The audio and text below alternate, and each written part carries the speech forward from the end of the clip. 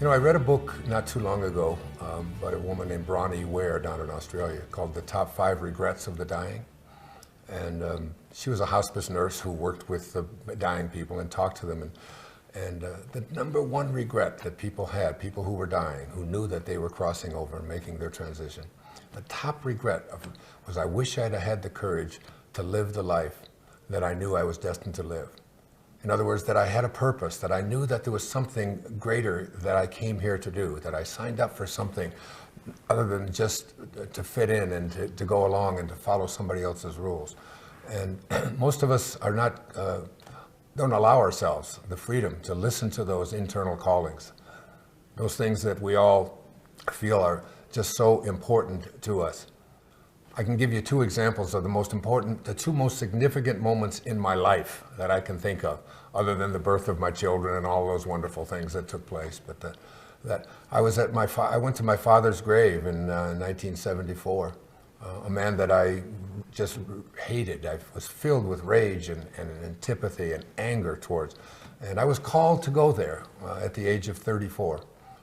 And I went there because I was just angry. I wanted to make a connection. I just couldn't believe that this man, he'd been dead for 10 years and I had just found out. And I stood on his grave for the longest time just cursing and being angry. And I went back to my car. It was down in Biloxi, Mississippi. And I got into the rental car to drive back to New Orleans, and then I was going to fly back up to New York because I was a professor at St. John's University in New York City. I was been thinking about wanting to write and all of that, but nothing was going right for me at that time. I was out of shape, things weren't working well, I was drinking, I had been doing drugs, I was in a bad relationship. My whole life was just not on the kind of path that it is on today. And I got back in the car to go, and I felt I'd finally done that, and I had a calling.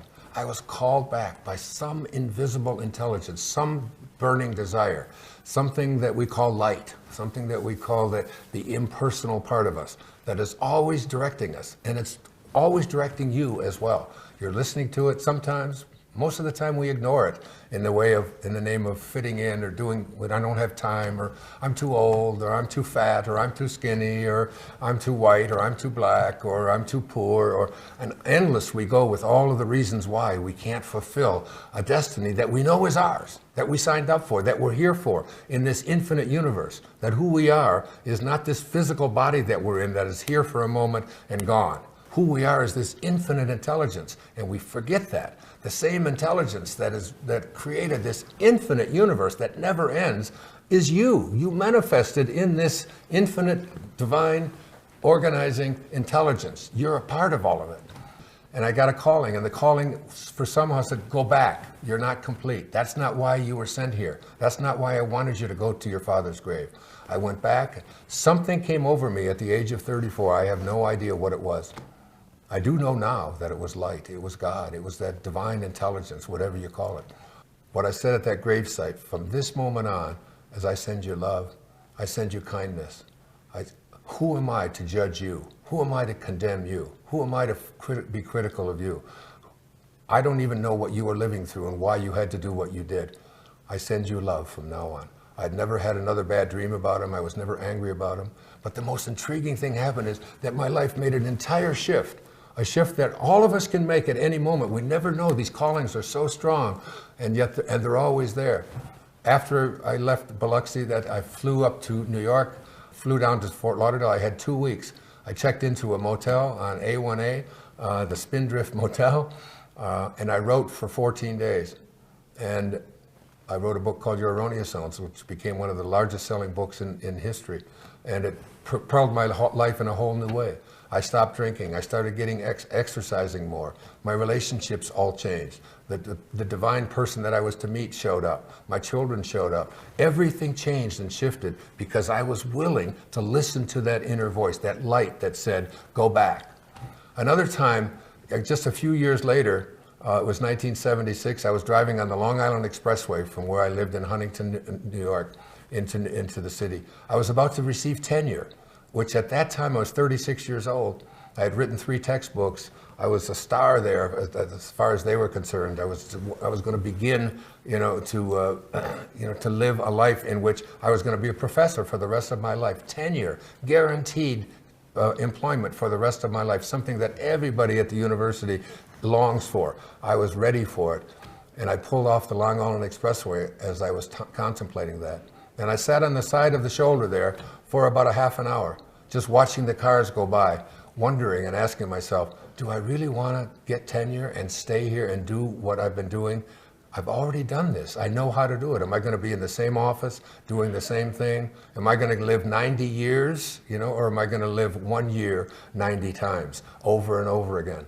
And I decided that I just couldn't do it. And I just felt, this amazing moment came over of freedom. It was like it just was lifted off to me. And I got back on the freeway, got off at the exit at Grand Central and Utopia Parkway, parked my car right outside Marillac Hall, went up to the second floor, went into the dean's office, Dean Sarah Fassenmeyer, and I told her, I've written this book, and it's now just been published. It's called Your Erroneous Zones, that I wrote also as a result of another calling. And I said, I've got to take it out to the world. I've got to talk about it. I appreciate the fact that I could work here for the rest of my life, but it's just not something that I can do. And she tried to get me to dissuade me from such a thing. These kinds of callings, we all have these. We know that we have a purpose. You already know that you have a purpose. You know, you're listening to that all the time. It's there. The idea that you can't do it, or that you shouldn't do it, or that my whole life has been impacted by listening and being willing to understand that. And there's a quote that I talk about at the seminar that'll be a part of this course, and it goes like this. It's from William Blake. He said, if the doors of perception were cleansed, everything would appear to man as it is, infinite. For man has closed himself up till he sees all things through narrow chinks of his cavern, by William Blake. We would begin to see, I don't know if you've ever heard of a group called The Doors, by Jim Morrison, a rock group.